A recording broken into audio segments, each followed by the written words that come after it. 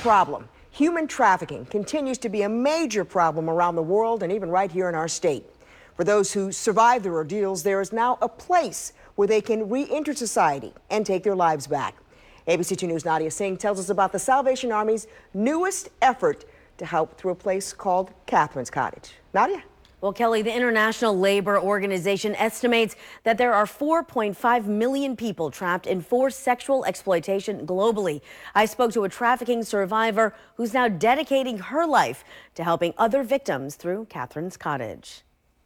Because this is an underground issue and with survivors, because of the shame and the guilt, that's affiliated with it, some survivors don't come forward. Shamir McKenzie knows all too well. I met a man who said he'll help me go back to school, and that help that I received led me to be a victim who was tortured, in every sense of the word tortured, for 18 months. So there were no red flags for me that this was actually a trafficker. And in some of the trafficking cases that we see, traffickers build that relationship and try to find out, what's your vulnerability, what's your weakness. And now it's those vulnerabilities Shamir hopes to help others with by way of Catherine's Cottage. 2 of those 4 rooms are designed for survivors with children.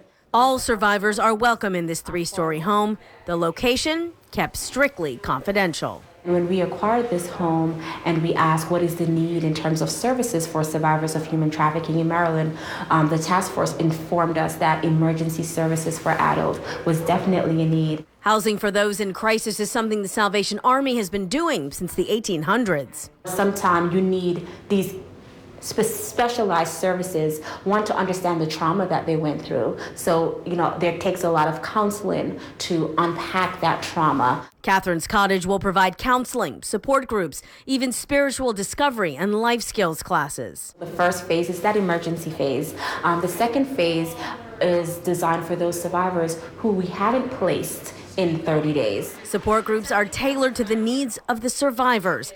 This house will serve as their temporary home. Catherine's Cottage is that first step.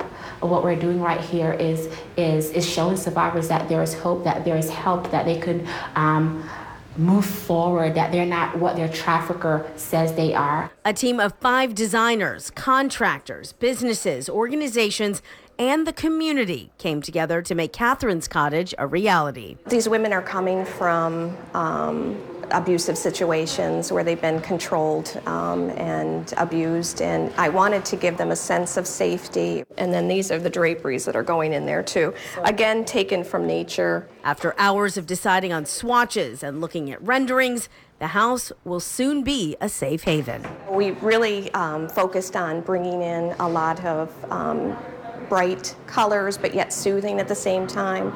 Kind of almost like a rebirth, and how the butterfly changes. The program just really spoke to, my heart, and just such a cause, such a wonderful opportunity. And an opportunity to bring hope. They can understand that they are destined for greatness and they're not what happened to them, and they can be anything that they want to be. Catherine's Cottage is set to open in the middle of May. Kelly. So she's taking something bad that happened to her and turning it into something positive. Maryland, actually a big stomping ground for this. I mean, a pickup place. It is, surprisingly so. A lot of people might not associate Maryland with that, but with the big sports venues, all the highways, the 3 airports in proximity to the state, it's a hub for human traffickers. It really attracts them. They can find victims and prey here pretty easily. And now those victims will have a place to call home. Thanks so much. You can find more information about this on our website, abc2news.com.